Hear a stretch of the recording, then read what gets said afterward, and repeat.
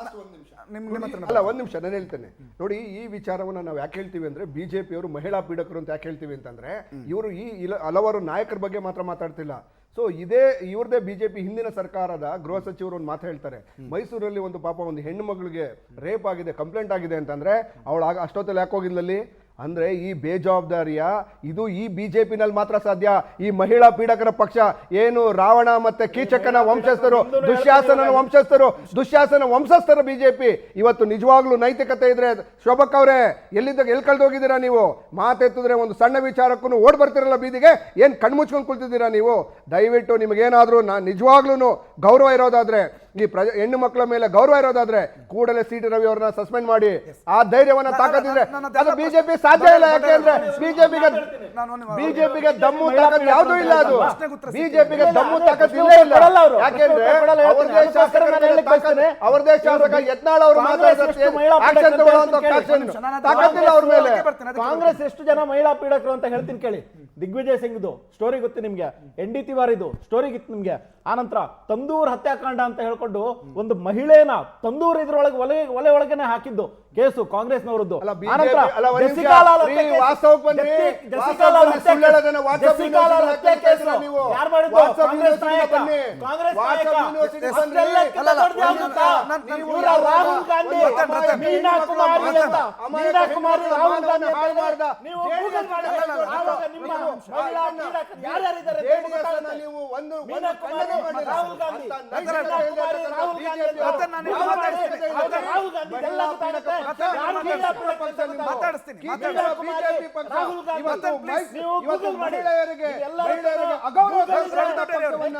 ರಾಜ್ಯ ಜನತೆ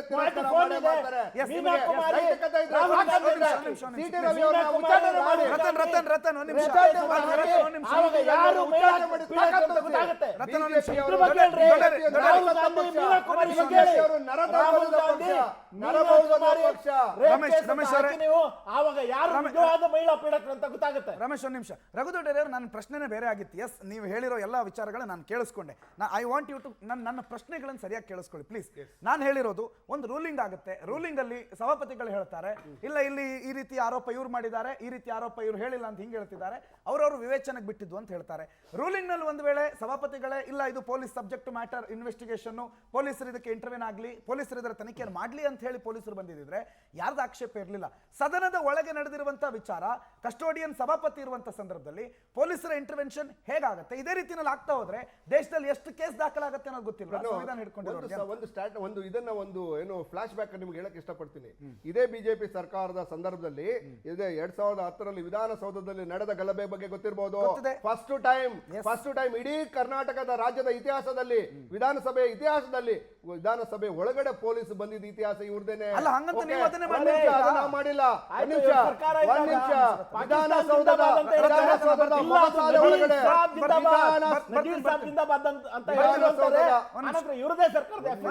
ರಿಪೋರ್ಟ್ ಬರುತ್ತೆ, ಪಾಕಿಸ್ತಾನ ಜಿಂದಾಬಾದ್ ಅಂತ ಹೇಳಿದ್ದಾರೆ ಅಂತ ನೀವು ಸಮರ್ಥನೆ ಮಾಡ್ಕೊಂಡ್ರಲ್ಲ, ನಾಚಿಕೆ ಆಗಬೇಕು.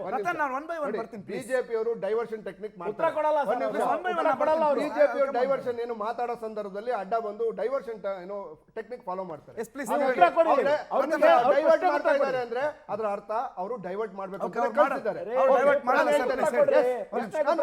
ಮಾತಾಡಕ್ ಬಿಡ್ರಿ, ನಿಮಗೆ ಒಂದ್ ನಿಮಿಷ ಮತ್ತೆ ಮಧ್ಯದಲ್ಲಿ ಡಿಸ್ಟರ್ಬ್ ಮಾಡ್ತೀರಿ, ಉತ್ತರ ತಗೊಳ್ಳಿ. Yes please. ನೋಡಿ, ಇಲ್ಲಿ ಎರಡು ಕೇಸನ್ನ ಮಾತಾಡ್ತಾ ಇದ್ವಿ ನಾವು. ಒಂದು ಸಭಾಧ್ಯಕ್ಷರು ಏನಿದ್ದಾರೆ, ಸಭಾಧ್ಯಕ್ಷರು ಕೇವಲ ಸಭಾಗೆ ಮಾತ್ರ ಅಧ್ಯಕ್ಷರು. ಸಭೆಯಿಂದ ಹೊರಗಡೆ ಬಂದಂತ ಯಾವುದೇ ಕೇಸ್ಗಳಿಗೆ ಸಭಾಧ್ಯಕ್ಷರು ಹೊಣೆಯಲ್ಲ. ಸಭಾಧ್ಯಕ್ಷರು ಏನಾದ್ರು ಇದು ಮುಂದಿನ ಅವರೇನಾದ್ರು ಇದರಲ್ಲಿ ರೂಲಿಂಗ್ ಅಲ್ಲಿ ಇದನ್ನ ಮುಂದಿನ ಪೊಲೀಸ್ ಕೇಸ್ ಆಗ್ಬಾರ್ದು ಅಂತ ಏನಾದ್ರು ಬರೆದಿದ್ದಿದ್ರೆ ರೂಲಿಂಗ್ ಆಗ್ತಾ ಇರ್ಲಿಲ್ಲ, ಅಂದ್ರೆ ಎಂಡ್ ಆಗ್ತಾ ಇತ್ತು ಅಲ್ಲಿ. ಸೊ ಅಲ್ಲಿ ಯಾವುದೇ ಸಭಾಧ್ಯಕ್ಷರು ಅವರ ವ್ಯಾಪ್ತಿ ಮೀರಿ ಕೆಲಸ. ಸಿದ್ಧಾರ್ಥ ಅವರು ನಮ್ಮ ಜೊತೆ ಇದ್ದಾರೆ. ಸರ್, ಏನೆಲ್ಲ ಅಂಶಗಳನ್ನ ಉಲ್ಲೇಖ ಮಾಡಿ ಸರ್? ನಾವು ಈ ಅರೆಸ್ಟ್ ಇಲ್ಲೀಗಲ್ ಅಂತ ಹೇಳ್ಕೊಂಡು ಒಂದು ರಿಟ್ ಅರ್ಜಿ ಸಲ್ಲಿಸಿದ್ವಿ. ರಿಟ್ ಅರ್ಜಿಯಲ್ಲಿ ಏನು ಅಂತ ಹೇಳಿದ್ವಿ, ಅರೆಸ್ಟ್ ಮಾಡಬೇಕಾದ್ರೆ ಕೆಲವು ಗೈಡ್ಲೈನ್ಸ್ ಇದೆ, ಕೆಲವು ಗೈಡ್ಲೈನ್ಸು ಮತ್ತು ಕೆಲವು ಫಾರ್ಮ್ಯಾಲಿಟೀಸ್ ಕಂಪ್ಲೀಟ್ ಮಾಡಬೇಕು. ಆ ಫಾರ್ಮ್ಯಾಲಿಟೀಸ್ ಮತ್ತು ಗೈಡ್ಲೈನ್ಸು ಫಾಲೋ ಮಾಡಿಲ್ಲ ಅಂದರೆ ರಿಟ್ ಅರ್ಜಿ ಹಾಕಿದ ನಂತರ ಹೈಕೋರ್ಟಿಗೆ ಮತ್ತು ಸುಪ್ರೀಂ ಕೋರ್ಟಿಗೆ ಪವರ್ ಇದೆ. ಈ ರಿಟ್ಟನ್ನ ಅಲೋ ಮಾಡಿಸ್ಕೊಂಡು ಅಥವಾ ಇಂಟ್ರಿಮ್ ಪ್ರೇಯರ್ ಕೊಡೋಕ್ಕೆ ನೀವು ರಿಲೀಸ್ ಮಾಡಿಸಿ ಅಂತ ತಕ್ಷಣ ರಿಲೀಸ್ ಮಾಡಿಸಿ ಅಂತ. ಏನಕ್ಕಂದರೆ ಸುಪ್ರೀಂ ಕೋರ್ಟ್ ಕೂಡ ಮತ್ತು ಮಾನ್ಯ ಹೈಕೋರ್ಟ್ ಕೂಡ ಅವ್ರು ಕೆಲವು ಗೈಡ್ಲೈನ್ಸ್ ಕೊಟ್ಟಿದ್ದಾರೆ. ಆ ಗೈಡ್ಲೈನ್ಸ್ ಫಾಲೋ ಮಾಡಿಕೊಂಡು ಮಾಡಲಿಲ್ಲ ಅಂದರೆ ಮತ್ತೆ ರಿಲೀಸ್ ಮಾಡಲೇಬೇಕಂತ ಹೇಳ್ಕೊಂಡು ಆದೇಶ. ಇವತ್ತು ಕೂಡ ಇವತ್ತಿನ ಆದೇಶ ಕೂಡ ಈ ಗೈಡ್ಲೈನ್ಸು ಫಾಲೋ ಮಾಡಿಲ್ಲ. ಹೈಕೋರ್ಟ್ ಜಡ್ಜ್ಮೆಂಟ್ಸು, ಸುಪ್ರೀಂ ಕೋರ್ಟ್ ಜಡ್ಜ್ಮೆಂಟ್ಸ್ ಕೂಡ ಫಾಲೋ ಮಾಡಿಲ್ಲ ಅಂತ ಹೇಳ್ಕೊಂಡು ಒಂದು ಮೇನ್ ಗ್ರೌಂಡು, ಕೆಲವು ಗ್ರೌಂಡ್ಸ್ ಇತ್ತು, ಬೇರೆ ಬೇರೆ ಗ್ರೌಂಡ್ಸ್ ಇತ್ತು. ಈ ಮೇನ್ ಗ್ರೌಂಡ್ ಮೇಲೆ ನಾವು ರಿಟ್ ಅರ್ಜಿ ಸಲ್ಲಿಸಿದ್ವಿ. ನಾವು FIR ಕ್ವಾಶ್ ಮಾಡಿ ಅಂತ ಕೇಳಿಲ್ಲ, ಬೇಲ್ ಕೊಡಿ ಅಂತೂ ಕೇಳಿಲ್ಲ. ನಾವೇನು ಹೇಳಿದ್ವಿ, illegal arrest, declare that this arrest is illegal ಅಂತ ಹೇಳ್ಕೊಂಡು ಒಂದು ಅರ್ಜಿ ಹಾಕಿದ್ದು. ಪೊಲೀಸರು ಏನೆಲ್ಲ ತಪ್ಪುಗಳನ್ನು ಮಾಡಿದ್ರು ಸರ್ ಈ ವಿಚಾರದಲ್ಲಿ, ಅರೆಸ್ಟ್ ವಿಚಾರದಲ್ಲಿ? ನಾನು ಸರಿನಾ ತಪ್ಪು ಅಂತ ಹೇಳಲ್ಲ. ನಾವು ಇವಾಗ ಕೆಲವು ಫಾರ್ಮಾಲಿಟೀಸ್ ಕಂಪ್ಲೀಟ್ ಮಾಡಬೇಕು. ಇವಾಗ ಒಫೆನ್ಸ್ ಇರೋದು ಸೆಕ್ಷನ್ 75 ಮತ್ತು ಸೆಕ್ಷನ್ 79 BNS ಅಲ್ಲಿ, ನಮ್ಮ ಹಳೆ 354A ಮತ್ತು 509. ಅದರಲ್ಲಿ ಮ್ಯಾಕ್ಸಿಮಮ್ ಪನಿಷ್ಮೆಂಟ್ ಇದ್ದಿದ್ದು 3 years ಮತ್ತು 1 year. 3 years ಮತ್ತು 1 year ಇದ್ದಾಗ ಹೈಕೋರ್ಟ್ ಮತ್ತು ಸುಪ್ರೀಂ ಕೋರ್ಟ್ ಗೈಡ್ಲೈನ್ಸ್ ಪ್ರಕಾರ ನೀವು ಅರೆಸ್ಟ್ ಡೈರೆಕ್ಟಾಗಿ ಮಾಡಬೇಡಿ, 41A ನೋಟಿಸ್ ಒಂದು ಕೊಡಿ. 41A ನೋಟಿಸ್ ನಮ್ಮ ಹಳೆ CRPCನಲ್ಲಿ, BNSS ಅಲ್ಲಿ 35 ಸಬ್ ಕ್ಲಾಸ್ 3 ಒಂದು ನೋಟಿಸ್ ಅಂತಿದೆ. ಆ 35 ಸಬ್ ಕ್ಲಾಸ್ 3 ನೋಟಿಸ್ ಕೊಟ್ಬಿಟ್ಟು ಅದ ನಂತರ ಇನ್ವೆಸ್ಟಿಗೇಷನ್ ಕರೆದಿದ್ದ ನಂತರ ಅದಾದ್ಮೇಲೆ ಡಿಸೈಡ್ ಮಾಡಿ ಅಂತ ಹೇಳ್ಬಿಟ್ಟು ಸುಪ್ರೀಂ ಕೋರ್ಟ್ ಕೂಡ ಹೇಳುತ್ತೆ. ನಮ್ಮ ಅರ್ಜಿನ ಈಗ ನಮ್ಗೆ ಏನೇನು ಕಂಟೆನ್ಷನ್ ಇದೆಯೋ ಅದನ್ನು ಎಕ್ಸೆಪ್ಟ್ ಮಾಡಿಕೊಂಡು MG ಉಮಾ ನ್ಯಾಯಾಧೀಶರು ಇವತ್ತು ಒಂದು ಆರ್ಡರ್ ಪಾಸ್ ಮಾಡಿದ್ದಾರೆ.